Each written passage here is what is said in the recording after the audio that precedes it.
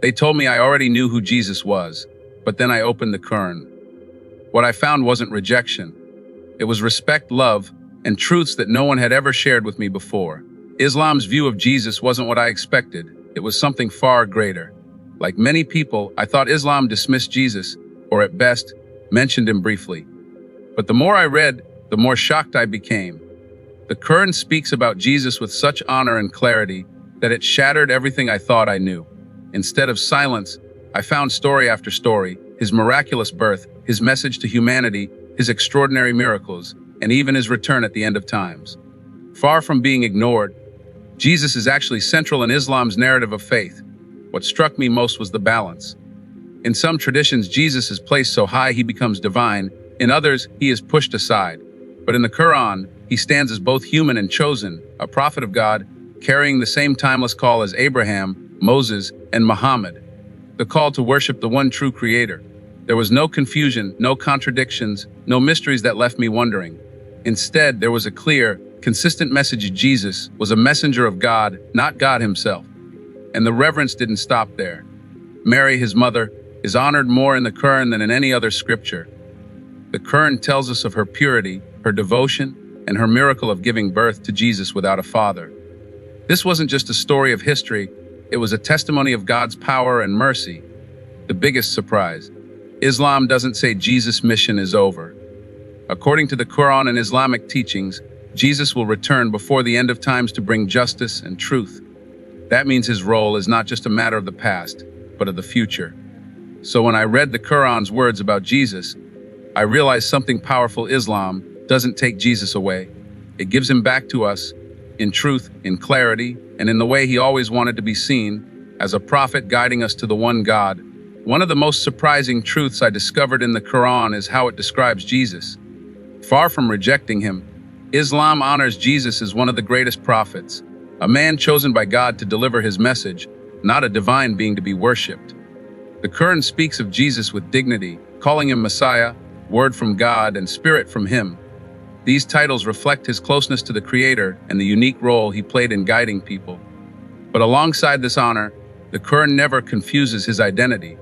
It emphasizes that Jesus was fully human, born living, and dependent on God like every other prophet before him. This perspective struck me because it avoids two extremes. On one side, some traditions elevate Jesus to divinity, making him more than human.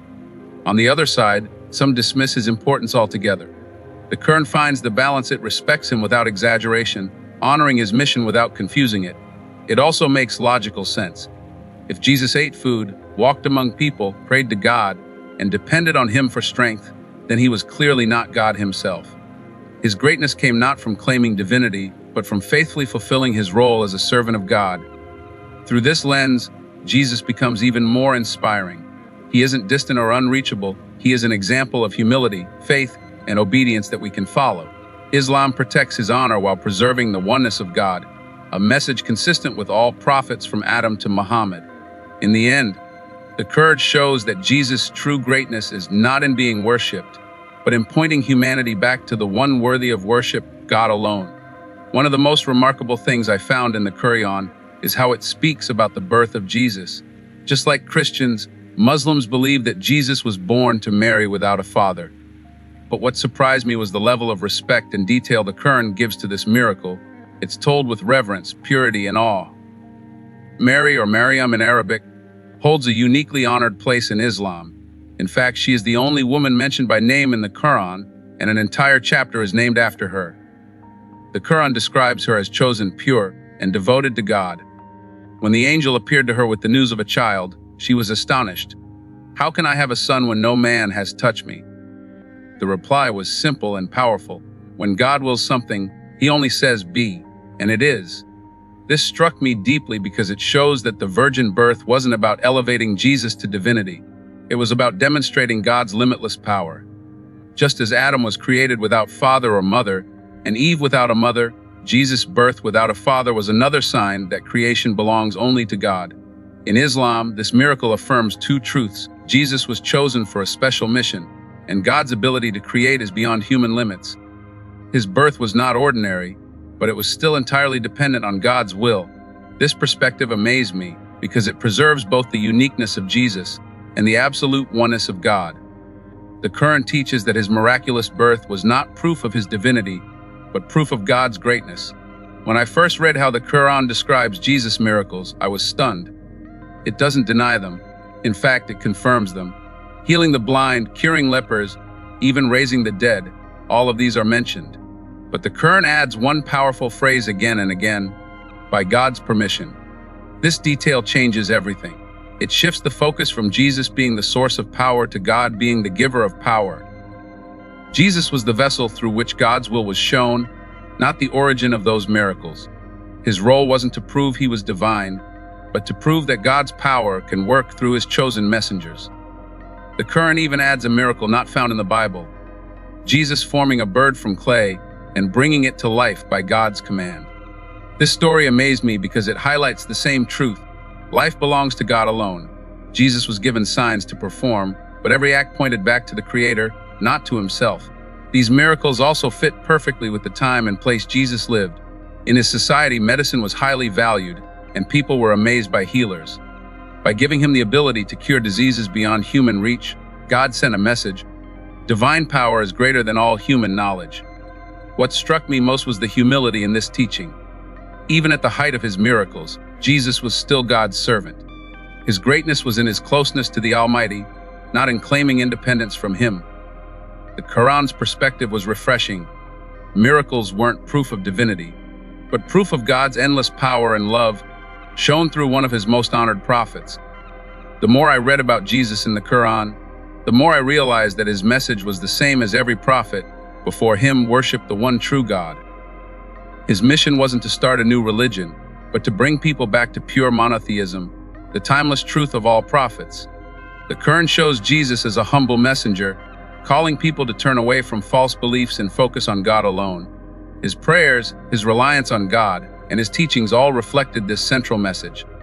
There was no claim of divinity, no suggestion of being God himself. Instead, he constantly directed hearts back to the Creator. This was a huge surprise for me because it showed a continuity I had never considered before. Abraham, Moses, and Jesus all carried the same call: worship God, your Lord and mine. They weren't competing figures with different religions. They were voices in the same chain, each renewing the same truth for their own people and time.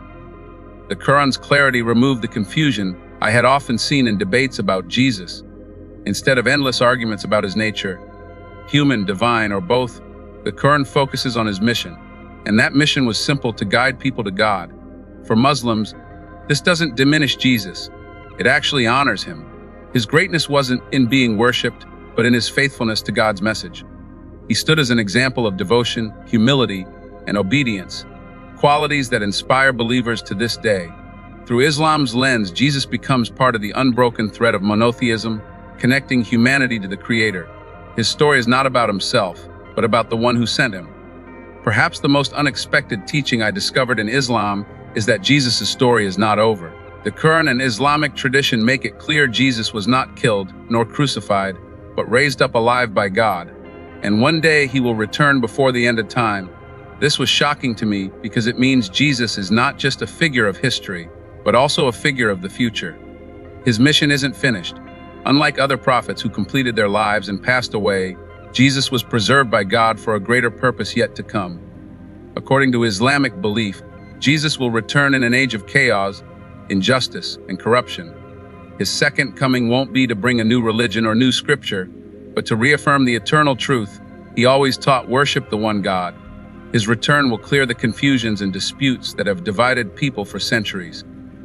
The Prophet Muhammad described that when Jesus comes back, he will stand as a servant of God, not as an object of worship.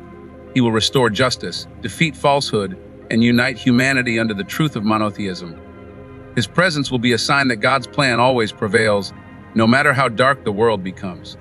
This teaching amazed me because it showed how deeply Islam respects Jesus, not only honoring his past, but also preparing for his future. His life is a bridge between faiths, and his return is a reminder of hope and divine justice. In Islam, Jesus is not gone.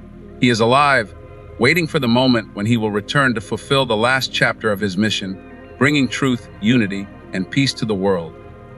So after exploring all of this, one thing is certain: Islam doesn't reject Jesus, it reintroduces him. The Qur'an presents him not as a stranger to faith, but as one of the most honored prophets of God, a man of miracles, born through a divine sign, carrying a message of pure monotheism and destined to return before the end of time. For many of us, that picture is surprising. We grew up hearing that Islam had nothing to do with Jesus or that Muslims had no place for him. But the truth is the opposite. The Qur'an speaks of him with respect, love, and clarity. It protects his honor, it clears away confusion, and it shows us a version of Jesus that is consistent, logical, and deeply inspiring. What touched me the most was the balance. Islam doesn't exaggerate Jesus into divinity, and it doesn't reduce him to irrelevance. Instead, it places him exactly where he belongs. As a prophet of God, chosen for a unique mission, walking the same path of truth as Abraham, Moses, and Muhammad. His miracles weren't about proving himself as God, but about pointing people back to the Creator. His words weren't about worshiping him, but about worshiping the one who sent him. And the story isn't over. According to Islamic teachings, Jesus will return to finish his mission. His second coming will remind the world of who he really was, a servant of God, a messenger of truth, and a bringer of justice. That means Jesus is not just history. He's part of the future. So maybe the real question is this: if the Quran's description of Jesus is so clear, so consistent, and so powerful, why hasn't everyone heard it before? Why is this truth still hidden from so many? If this message moved you, don't let it end here. Explore it further. Read the Quran's words for yourself. Because once you see what Islam really teaches about Jesus, you might realize the truth was far greater than you ever expected.